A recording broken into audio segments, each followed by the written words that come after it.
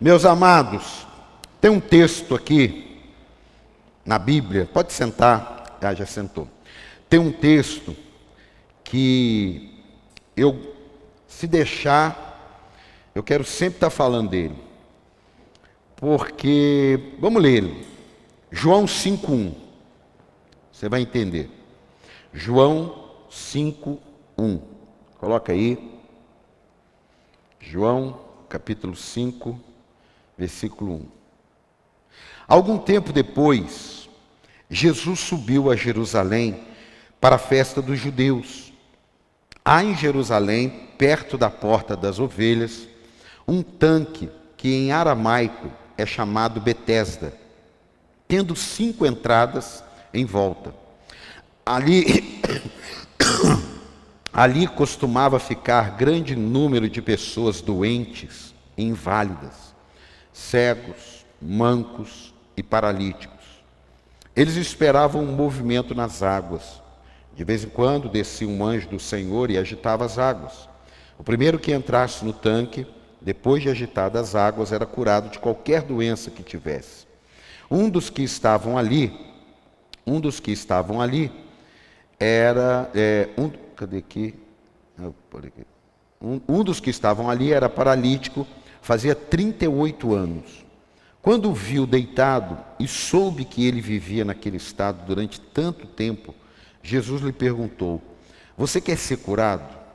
Disse o paralítico: Senhor, não tenho ninguém que me ajude a entrar no tanque quando a água é agitada. Enquanto estou tentando entrar, outro chega antes de mim. Então Jesus lhe disse: levante-se, pegue a sua maca e ande. Imediatamente o homem ficou curado, pegou a maca e começou a andar. Isso aconteceu num sábado. Diga amém. Eu gosto desse texto por vários motivos. Primeiro que é a palavra de Deus, então tudo que é da palavra de Deus eu amo. Pode ser que tenham coisas ainda que eu não as li, mas a palavra de Deus eu amo. Mas existem momentos da minha vida que eu leio esse texto, eu me sinto o paralítico, que tem até razão das coisas que estão acontecendo. Existem momentos da minha vida que eu leio, eu me sinto como Jesus, curando pessoas, empoderando vidas, revestindo outros de autoridade. Existem outros momentos que eu leio, eu me sinto como paralítico na hora que ele recebe o milagre. Por quê? Quando a palavra de Deus, quando você abre a palavra de Deus, eu aprendi que é a palavra de Deus que abre você. Ontem o pastor André comentou que uma pessoa disse para ele: mas eu vou ler a Bíblia e não entendo nada. Sem o Espírito Santo, sem o desejo de entender a Bíblia, sem a busca por Deus, realmente, eu já li a Bíblia, eu ganhei uma Bíblia, eu não era cristão, e eu tentei até ler alguma coisa, aquele negócio é desconecto. Agora hoje, eu leio isso aqui, eu vejo uma série, eu vejo um filme, eu vejo tudo claramente, eu vejo a cena, eu vejo tudo pronto. Por quê? Por causa da presença do Espírito Santo. Ele traz aquilo dali e você entende, você fala: uau, tem 2000 anos isso aqui, mas isso aqui serve em 2022 para a minha vida. Então eu e você precisamos ter algumas nuances desse livro, alguns princípios desse texto, para a gente ter uma vida de acordo com o que a palavra de Deus quer, e não de acordo com aquilo que a gente tem razão. Você está aqui? Você está aqui ou não? Porque você ter razão não significa que alguma coisa vai mudar. Tem até, fala, no casamento, você não se preocupe em ter razão, você tem que se preocupar em ter paz. Porque às vezes as pessoas não andam em paz porque querem sempre ter a razão. Querido, cuidado com esse negócio de querer ter razão. Quando a gente vai amadurecendo um pouquinho mais, até na juventude, a gente quer sempre ter razão. Parece que você ter razão, você venceu alguma coisa. Meu amado, às vezes, você ignorar a sua razão traz mais vitória para a sua vida do que você querer ter razão, sabia? Porque às vezes a razão que você tem não muda nada em você. Nada. Você tem uma razão em alguma coisa. Poxa, legal, você tem razão. Esse paralítico tinha razão? Tinha.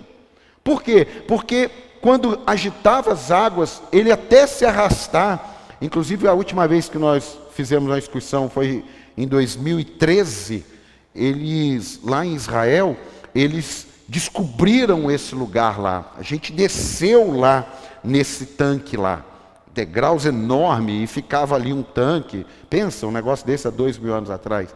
E então hoje, lá ele está lá para você ir lá e visitar. Você tem que descer umas escadarias, e que são degraus enormes assim, que você tem que descer e ir lá ver o tanque. Agora, deixa eu te falar uma coisa. Você não precisa lá esperar o anjo agitar a água. Você está aqui hoje, o Espírito Santo está pairando sobre a sua vida, e você tem a oportunidade de mudar. Dá um aplauso a Jesus aí. Você tem a oportunidade. Mas existem algumas coisas que você vai precisar fazer. Não tem jeito. Uma delas é a gente tem que saber o que vem do céu e o que vem da terra. Porque se você estiver esperando na terra aquilo que vem do céu, você sempre vai estar perdendo o time. Às vezes a gente tem o desejo de resolver algumas coisas na nossa força, no braço, com o nosso intelecto, com a nossa experiência. E a gente fica lutando ali e nada acontece. Por quê? Porque ao invés de esperarmos do céu o que só pode vir do céu, ficamos esperando da terra o que não vai vir do céu. Então aquele rapaz, aquele homem há 30 anos sofrendo, quando ele tem uma oportunidade de mudar, ele traz uma explicação. Ele não reconhece quem é Jesus. Ele não reconhece o que estava acontecendo diante dele. Ele não tem a mesma perspectiva que a mulher do fluxo de sangue teve. Que se eu chegar perto dele, se eu tocar nele, se eu estiver diante dele, alguma coisa vai acontecer. Ele não. Ele estava diante de Jesus, ele tinha toda a oportunidade, mas ele está explicando as coisas. Olha, amado, eu não sei você, mas como é difícil você querer romper as coisas e você ficar esperando nas pessoas. Nunca vamos ficar sem depender de pessoas. Não é isso. Eu não estou falando que você vai resolver tudo sozinho. Mas na igreja as pessoas se decepcionam muito fáceis. Na família as pessoas se desistem muito fáceis. Por quê? Porque nós colocamos expectativas nas pessoas. Eu não sei você, eu tenho esse defeito e luto com ele diariamente. Eu coloco expectativa em você. Você aqui, eu gero uma expectativa. Mas a culpa não é sua. A culpa não é sua. A culpa é minha. Agora, eu gero em você, você pode gerar uma expectativa em mim, a culpa não é minha. A culpa é sua. Agora, gerarmos expectativas em Deus é o primeiro passo para a conquista da vitória e do milagre. E às vezes você está muito ali colocando, agora eu fui para aquela igreja agora vai me dar oportunidade. Eu fui para aquela igreja agora, eu vou encontrar o irmão, vou vender um terreno. Eu fui para aquela igreja agora, vai acontecer esse negócio. Não! Os princípios estão completamente avessos. Os princípios estão completamente fora. Não, eu vou lá porque lá tem bastante gente, eu vou vender consórcio. Isso não existe. Mas tem muita gente ainda buscando a igreja só porque ele precisa de um emprego. Meu amado, não tem problema nenhum buscar a Deus, você precisa de um emprego. Mas um emprego não vai mudar a sua vida. Igual eu ouvi um amigo meu dizendo, quantas pessoas abandonaram a fé para ir para outro país. Você ir para outro país, mas para abandonar a fé, fica no Brasil, servindo a Jesus. Você mudar de emprego e abandonar a fé, porque agora está no emprego melhor, fica no emprego de dificuldade, pelo menos está servindo a Jesus. Os valores estão sendo trocados. E aonde isso? Dentro da igreja. E estão diante de nós não estamos vendo. Jesus está falando, olha aqui, vamos resolver esse negócio? Você diz, então, mas você não sabe como é que estão as coisas. Ele sabe. A questão é se eu estou disposto a acreditar no que ele está falando. Esse é o problema. Volto a dizer, eu não estou anulando o valor das pessoas. A gente precisa de gente. Gente para abrir, gente para tocar, gente para servir, gente para ajudar. A gente precisa de gente. Você lá no seu trabalho, você precisa de gente. Entendeu? Todo mundo precisa de gente. Mas o que eu quero dizer é quando nós estamos colocando um nível de expectativa que a pessoa não vai poder suprir. Um nível de expectativa que aquilo mais vai roubar a gente da presença do que vai levarmos à presença de Deus. Tem alguém para dar um amém aí ou não? Outra coisa que eu vejo nesse texto, claro, é que o quanto de tempo eu sofro não pode ser desculpa para ficar do mesmo jeito. Tem gente que ele passa num período de sofrimento e que ele se acostuma. Aquilo ali virou um parceiro dele. Sabe, ele sabe do que ele precisa mudar, ele sabe do que ele precisa fazer. É horrível quando você se acostuma com a dor, é horrível quando você se acostuma com aquela parcialidade nas coisas de Deus. Olha, você vai ver muita gente, você vai lembrar do que eu estou te falando.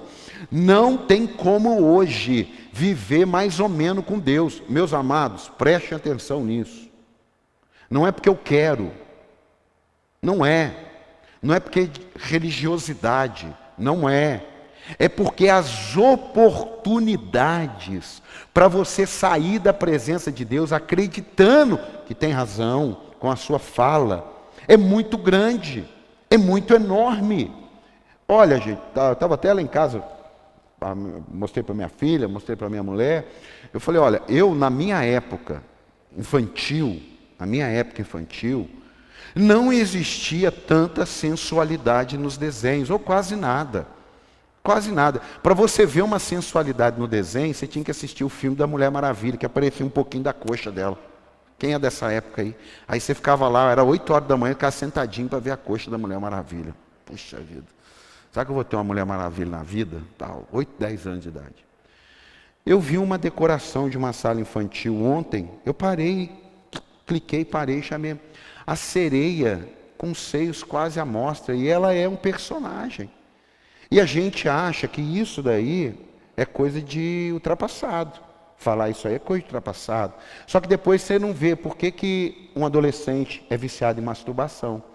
Aí você quer tratar o adolescente viciado em masturbação, o adolescente viciado em pornografia, uma criança de 10 anos viciada nisso tudo.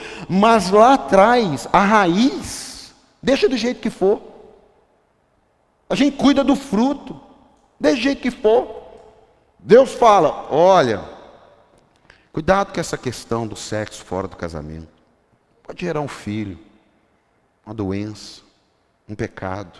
Não, isso é coisa que está passando. Meu Deus, domingo, apóstolo, você falar um negócio dele. Então, aí vem um filho que não é criado pela mãe, ou não é criado pelo pai, ou é criado debaixo de uma contenda da avó com o avô, nesse universo. Aí ele cresce. E ele encontra a sua filha, ou ele encontra o seu filho. Aí você vai vir fazer a campanha na igreja. Você está entendendo como é que a gente vai precisar ter uma visão mais do monte, sim, ó, e ter uma visão menos do vale? Porque você lá no vale, você não tem visão. Mas você do monte, você que consegue enxergar o inimigo vendo. Você está aqui ou não?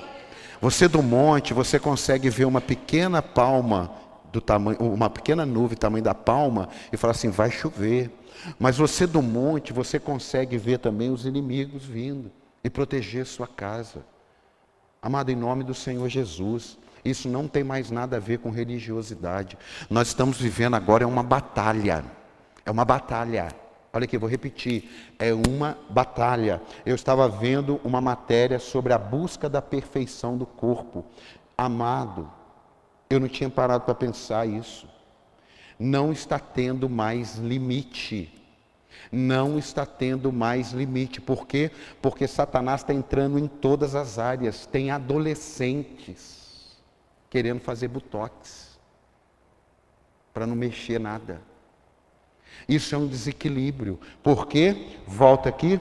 Porque quanto tempo as pessoas vão ficar sofrendo e elas vão acostumando. É a busca por uma perfeição que não existe. Ninguém aqui é perfeito, irmão. Aqueles pastores daquela época, coitado, eles viviam casamentos todos miseráveis, filhos miseráveis, muitos pastores, mas eles tinham que manter a postura. Não, você não está aqui para manter a postura, você está aqui para buscar a cura no Espírito Santo de Deus. Dá um aplauso. Você está aqui para ter uma mudança de vida. Você não está aqui para ficar, não. Olha, claro que para tudo tem um tempo. Claro. Tem coisas que a gente começa a sofrer e demora muito, porque a cabeça da gente.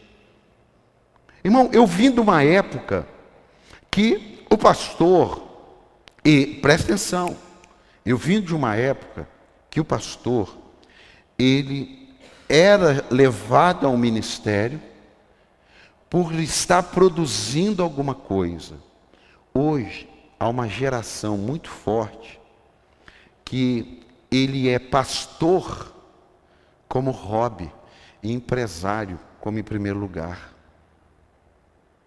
E eu quase cheguei a acreditar nisso. E isso daí está fazendo o quê?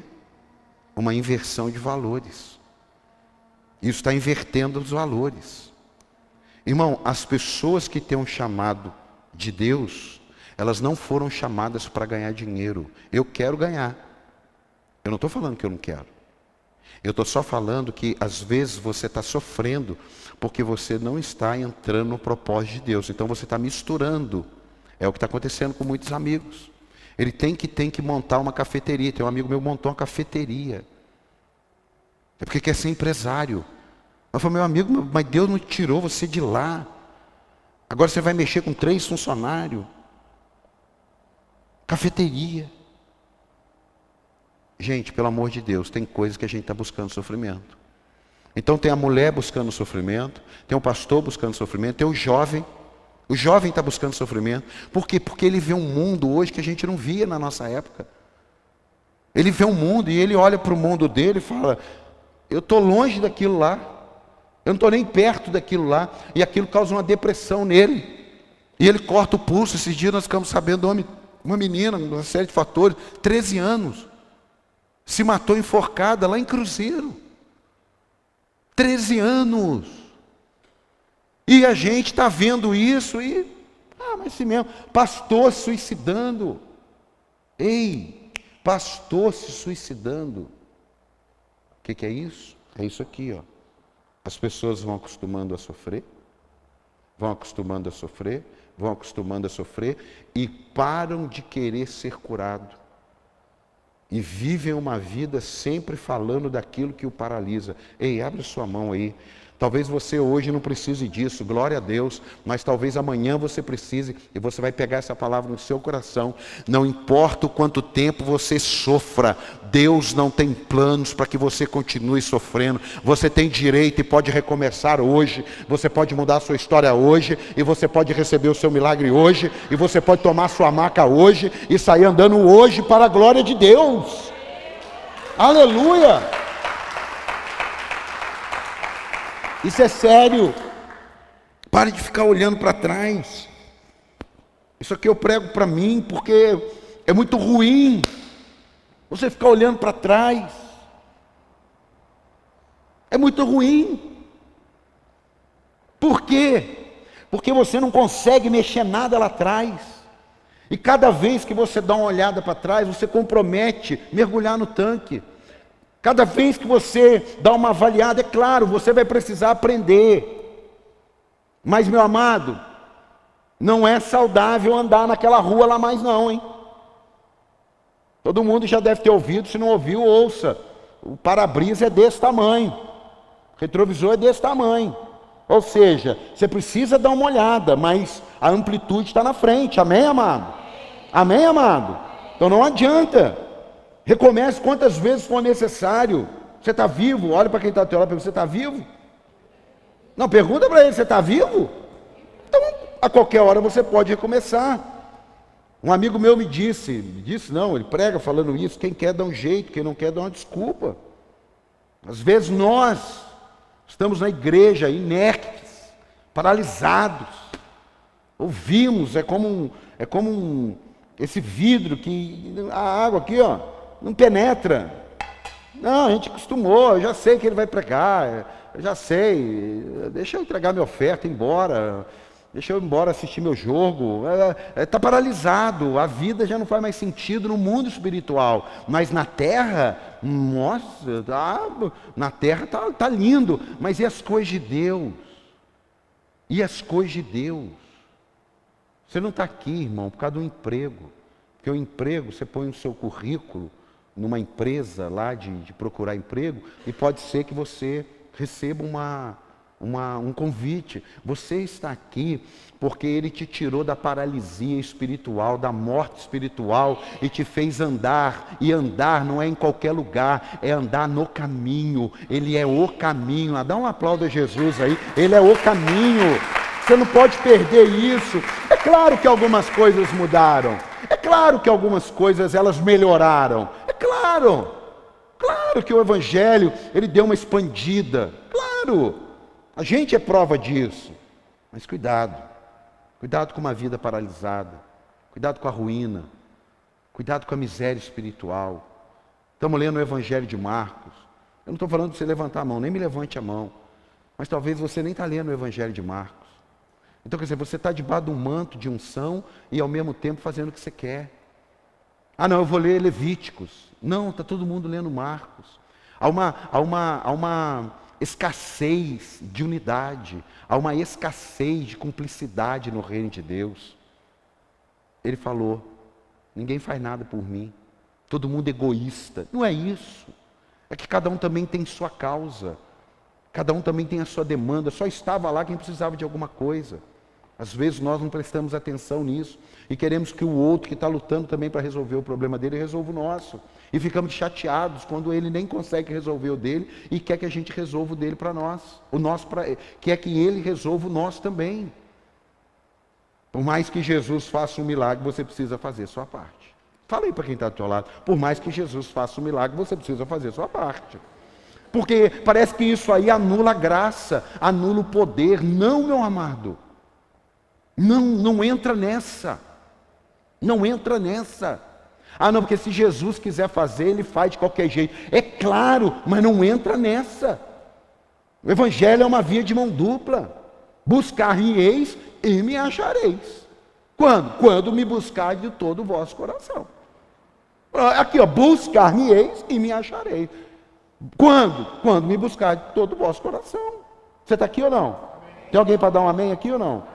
Então, por mais que Jesus faça um milagre, você precisa fazer a sua parte. Jesus curou ele? Sim. Não jogou ele no tanque, não. Jesus o curou. Mas falou assim, agora, por favor, pega a sua maca e vai embora. Ele nem ajudou. Às vezes, o desejo de levar uma pessoa a Cristo, e até a boa intenção do próprio ministério, a gente quer passar uma visão de um Jesus, às vezes até equivocado. Que Jesus é um garçom, que tudo que você precisar, Jesus vai fazer. Sabe? Como se Jesus fosse o mágico da lâmpada, sabe? Que você esfrega ele e tal. O que você quer? Ah, eu quero isso. Ah, ele fez. Ah, tudo que eu peço para Jesus, Jesus faz. Ah, não sei o quê. Que bobeira. Não tem nada a ver isso. Somos nós que estamos aqui para fazermos o que Ele quer. Não é Ele que está lá para fazer o que a gente quer. Faz sentido isso ou não? E às vezes a gente não para pensar nisso. A gente se sacrifica por tantas coisas e quando chega a hora de se sacrificar pelo reino de Deus, não se sacrifica. Assiste um filme no cinema de 3 horas, aí vai ter um evento aqui de 3 horas, não, ficar 3 horas lá sentado. A mesma pessoa que fala isso ficou 3 horas no cinema. E ele não para pensar que lá no cinema não vai mudar a vida dele, mas aqui pode mudar a história da geração dele. Ele não para. Por quê? Porque ele está paralisado. É a vida cristã formada de ritos. Então eu cumpro os ritos. Amado, quando eu falo assim, a questão da Bíblia, é porque um dia eu estava orando, perguntando para Deus algumas coisas. E me veio essa visão de Bíblias amassadas dentro do carro. Me veio essa visão, Bíblias desbeiçadas dentro do carro. Eu vi que teve uma época que eu andava com Bíblia dentro do carro. Irmão, eu não tenho que andar com Bíblia dentro do carro para tirar do carro, para pôr debaixo do braço e sentar aqui. E pôr no telão e eu fingir que abri em algum lugar, simplesmente para estar dizendo que está com a Bíblia. Aí um dia eu falei assim, olha, a minha preocupação não é você trazer a Bíblia. A minha preocupação é se você está lendo a Bíblia. Como se aqui fosse um momento que eu vou ensinar você a procurar versículo e capítulo. Não, eu não vou ensinar você a procurar versículo e capítulo. Você tem que vir no enraizado, você tem que perguntar, você tem que fazer o start. Como é que acha versículo e capítulo? Ah, é assim tal. Aí é para você ler lá na sua casa. Tem gente assim, nossa, mas não vai trazer Bíblia na igreja, irmão. Não existe nem Bíblia na igreja. Esse é o grande problema, a gente vai criando uns ritos e vai trocando o que tem valor. A Bíblia é para você ler, a Bíblia é para você meditar, a Bíblia não é um desodorante Axe para você colocar debaixo do braço para tirar o CC, queridão. Você está aqui ou não? Agora, o que adianta? Tem gente que fica escandalizada. Ai, olha, ele falou para não trazer a Bíblia. Eu não estou falando isso, mas eu quero saber se você está lendo a Bíblia. Você está aqui ou não? Eu quero saber se você lê a Bíblia de manhã. A sua Bíblia está desgastada porque você lê ou porque a coitada toma sol o dia inteiro? Que parece que tem uma Bíblia no carro, é como aquela casa do Salmo 91. Não é? O que tem ali? Salmo 23. O que tem ali? Não tem nada. Porque se você não praticar o que o Deus do Salmo 23 manda, nada acontece na nossa vida, meu amado. O diabo passa lá e fala assim, poxa, está ficando até amarelado, vou até virar uma página aqui. Ele vê, porque aquilo ali para ele nada. Mas quando você pratica o que o Deus do Salmo 23 diz, resistir ao diabo e ele fugirá de vós. Dá um aplauso ao Senhor, aí é diferente. Aí é diferente, irmão. Você está aqui para Deus te dar uma palavra e você direcionar a sua vida e ser uma testemunha do que Ele fez. Aquele homem virou uma testemunha. Qual é a testemunha que você tem sido ou você é o 007? E cuidado que o 007 morreu no último filme dele. Então já acabou com o filme dele já agora. Você é um 007? Não, irmão. Você é testemunha, você é a prova para as pessoas que te conhecem daquilo que Deus fez na sua vida. Tem alguém para dar um amém aqui? Ó? Tem alguém para dar um aplauso a Jesus por isso? Você é testemunha. O que está dizendo? Apóstolo, mas eu não sou. É porque Mateus 11:28 não cumpriu ainda. Porque se cumprir, você é. O que é Mateus 11:28? Coloca aí. Coloca aí. Venham a mim todos que estão cansados e sobrecarregados, e eu darei a vocês descanso. E eu darei descanso a vocês. Tomem, aqui ó, tomem sobre vocês o meu jugo, e aprendam de mim, pois sou manso e humilde de coração, e vocês encontrarão descanso para as suas almas, não é para a carne. Tem gente que fala assim, mas eu tenho hora que eu ainda tenho desejo. Mas é claro, Jesus não vai dar descanso para a sua carne. Jesus vai dar descanso para a sua alma. É o seu entendimento. Eu não vou fazer o que o meu corpo tem vontade.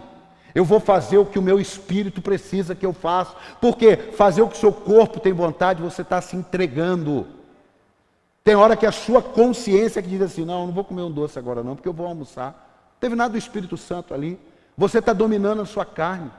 Só que aquilo ali você acha que não tem problema nenhum. E coisas que realmente são importantes, porque você trocou o fardo, não. Vai pequenas concessões, vai aqui, vai ali, vai acolá. Eu digo, Satanás, se ele sair daqui para ir na de Sico, se ele sair dali, ó, vai na de Sico, ele não tem dificuldade nenhuma em dar uma volta lá no Aquários, sair lá em São Francisco Xavier, sair lá na Zona Norte e vir aqui. Por quê? Porque ele é sorrateiro. Ele vai dominando uma pessoa até o passo que a pessoa está embaralhada, está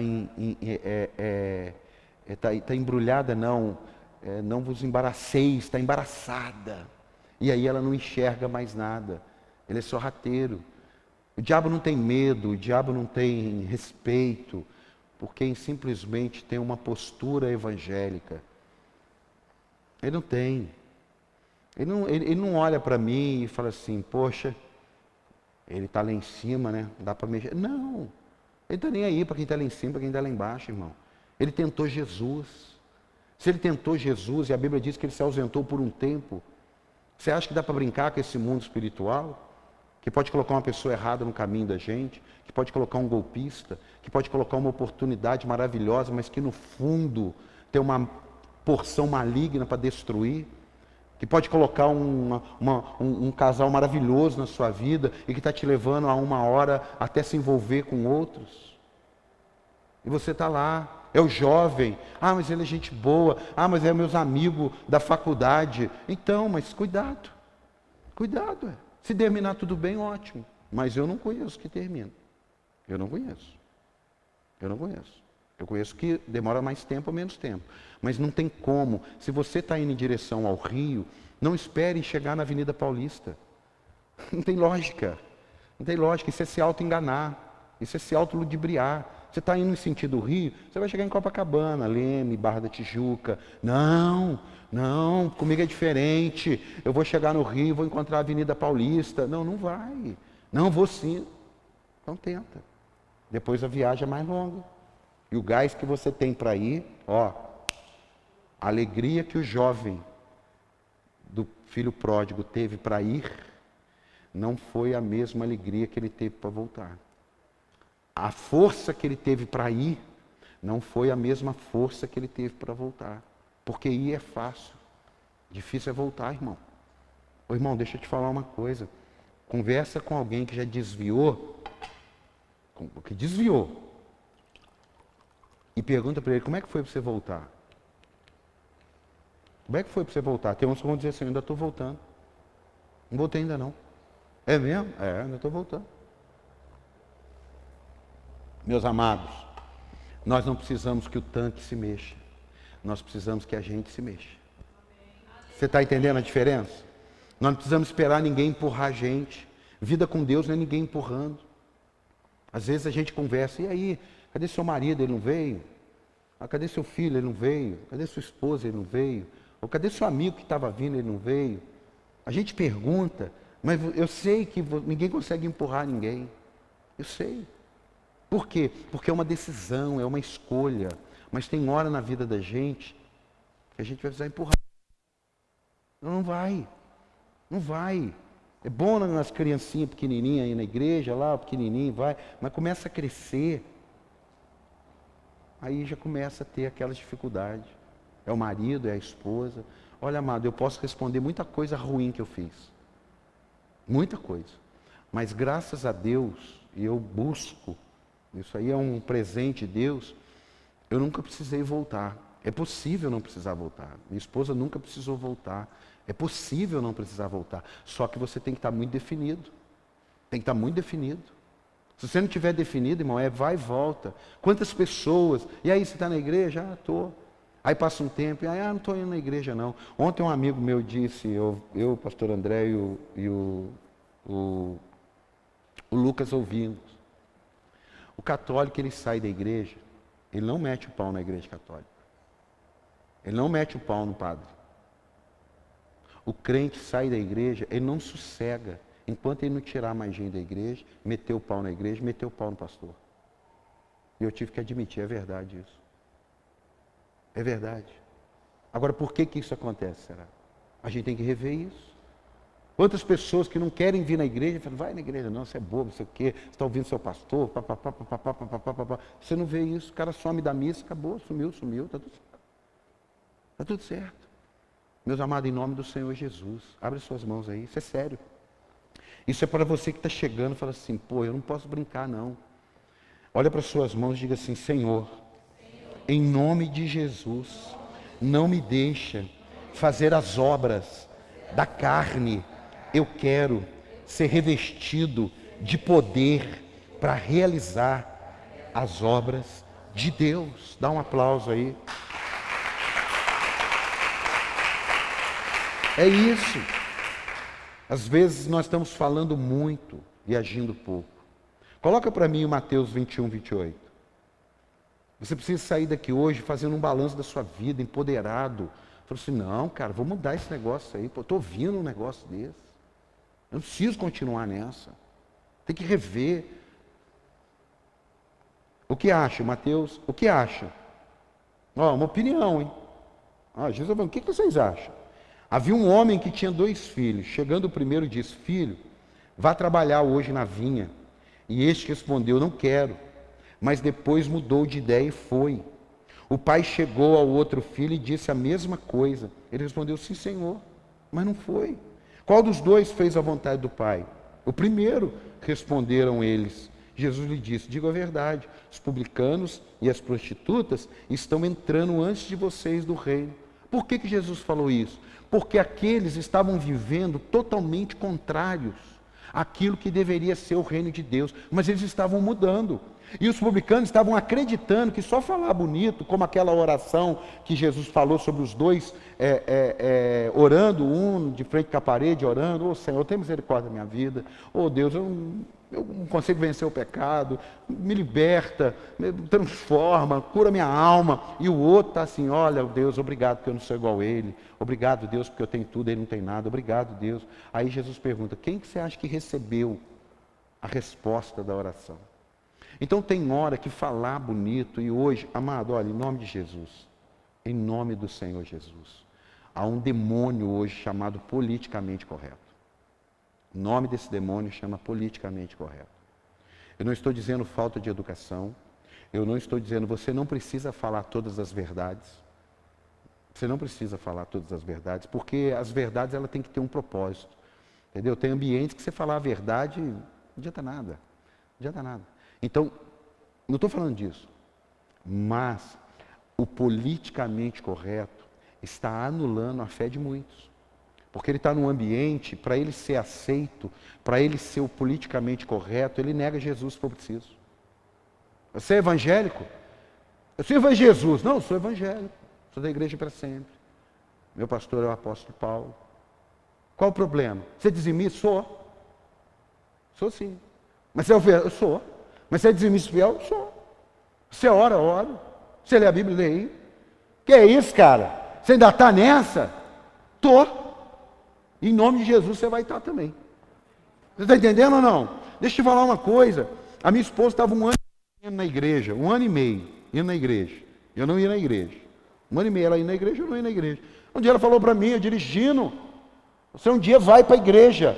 Eu falei, eu não vou. Ela falou assim, vai em nome de Jesus. Eu falei, eu não vou nem morto para essa sua igreja fanática, demoníaca, satânica, sei lá o que ela é. E agora?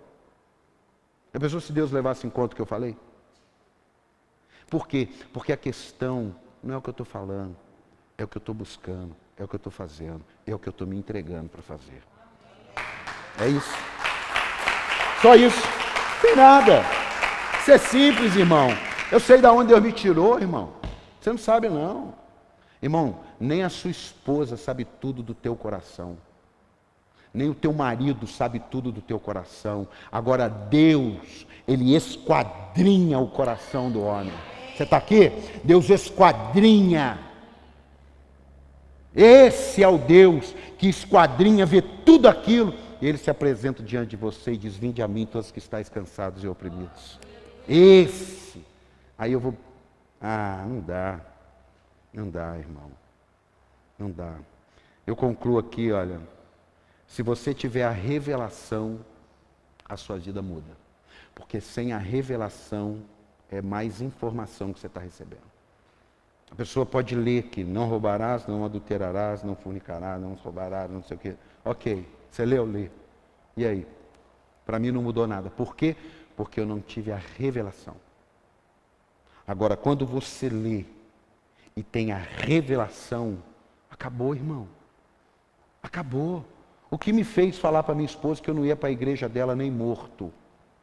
O que me fez falar para minha esposa, está indo para a igreja? Esquece de levar o dinheirinho do pastor. O que me fez ganhar uma Bíblia e começar a ler algumas coisas? Eu falei, eu não entendo isso. Era a falta da revelação. Meu amado, em nome do Senhor Jesus, e cada dia Deus nos dá uma revelação. Esses dias eu estava fazendo um devocional, e eu falei assim, eu vou ler um livro agora aqui da Bíblia. Qual livro? Qual livro? Aí me veio 1 Reis. Eu sei o que estava escrito em 1 Reis. Eu não gasto tempo decorando, não é minha praia. Aí eu peguei 1 Reis, comecei a ler. Está aí uma boa tarefinha.